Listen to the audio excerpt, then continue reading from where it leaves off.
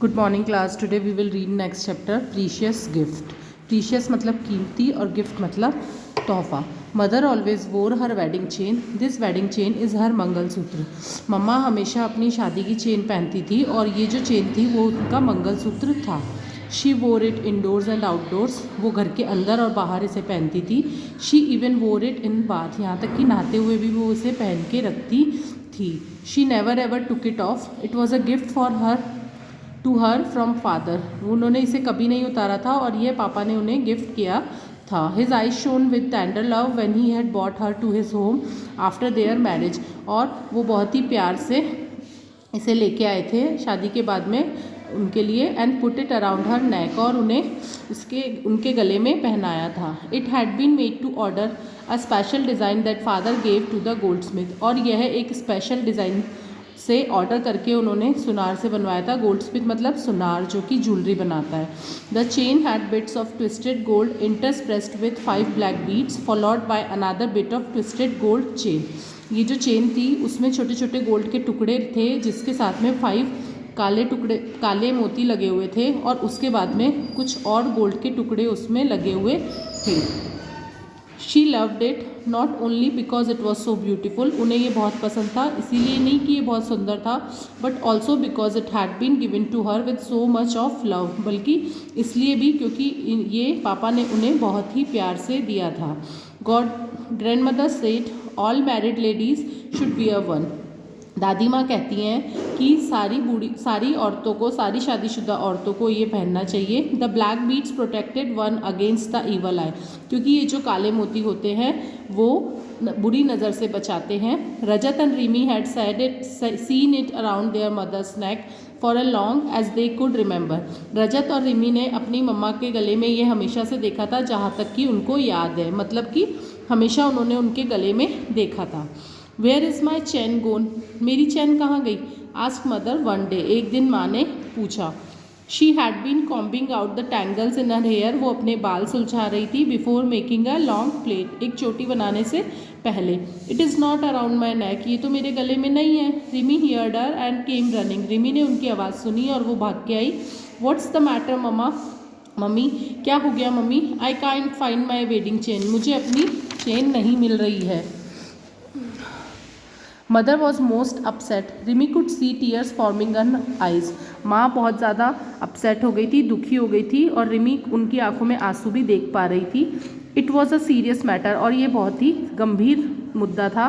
ग्रोन्स up rarely cried in front of children. क्योंकि जो बड़े लोग होते हैं वो बच्चों के सामने ज़्यादातर रोते नहीं हैं और उसकी मम्मा जब रो रही थी तो इट मीन्स ये बहुत ही बड़ी प्रॉब्लम थी। Wipe your tears mamma. Mamma आप चुप हो जाओ, अपने आंसू पोछो। Said Rimi giving her tight hug. उनको हग करके रिमी ने कहा, don't worry we will soon find it for you. जल्दी ही हम इसे ढूंढ लेंगे, आप चिंता मत करो। She called out to Rajat. उन्होंने रजत को बुलाया। He walked in shaking a loose tooth with her finger. और वो उसका जो एक दांत था वो लूज़ हो गया था, टूटने वाला था, तो वो उसे हिलाते हुए आया। What happen? क्या हुआ? He asked. उसने पूछा। Rimi what have you lost now? क्या खो दिया तुमने? He was very fond of his little sister. वो अपनी छोटी बहन को बहुत प्यार करता था। Who was just 2 years younger to him. जो कि उससे सिर्फ 2 साल छोटी थी। She hero worshipped her brother. Hero worshipped means बिल्कुल हीरो मानती थी वो उसको, अपने बड़े भाई को। Followed him everywhere like a puppy dog and tried to imitate all he did. और वो हर जगह उसके पीछे पीछे घूमती थी, जैसे कि एक डॉग होता है ना जो अपने मालिक के पीछे पीछे घूमता रहता है, और वो पूरी तरह से उसकी नकल करने की कोशिश करती थी। Rimi you are always losing something or the other. Rimi तुम हमेशा कुछ ना कुछ खोती रहती हो। You don't put things back in their place and forget where you left them. तुम अपनी चीज़ों को वापस अपनी जगह पर नहीं रखती हो और भूल भी जाती हो कि तुमने कौन सी चीज़ कहाँ रखी थी। और you get a bright idea of keeping things in a very safe place then can not remember the safe place. और या फिर तुम्हें कोई ऐसा स्पेशल आइडिया आता है कि उस चीज़ को तुम इतना ज़्यादा संभाल के रख देती हो, इतना सुरक्षित रख देती हो। When you need in the next time what is it this time. और वो जब तुम्हें ज़रूरत होती है दोबारा तो वो तुम्हें मिलता भी नहीं है। और इस बार क्या हुआ है, क्या खोया है? रजत सेड मदर। माँ ने कहा it is not Rimi who is lost something, this time it is me, कि इस बार रिमी ने कुछ नहीं खोया है, इस बार मुझसे खोया है। I have lost my wedding chain, मैंने अपनी वेडिंग चेन खो दी है। I can't seem to find it anywhere, और मुझे ये कहीं पर भी नहीं मिल रही है, said mother. Will you help Rimi to hunt for it, क्या तुम रिमी को इसको खोजने में मदद करोगे? Yes of course, said Rajat. Rajat ने कहा। He stopped shaking the loose tooth, और उसने अपना वो जो दांत हिला रहा था उसे बंद कर दिया।